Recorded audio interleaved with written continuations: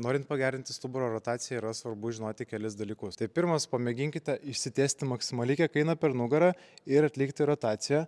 Pajausite, jog atsiranda kažkoks tai nugaroje ribojimas. Bet jeigu uždėsime rankas ant pečių, įstumsime jas į priekį, tarsi natūraliai kažkiek pasikuprina galinė nugaros dalis ir pamėginsime judėti, mes pajausime, ant kiek atsiranda daug erdvės vykti rotacijų. Ir tai yra visiškai normalu, nes mūsų stuburas turi savo natūralius linkius ir jis nėra visiškai tiesus, įkaltas.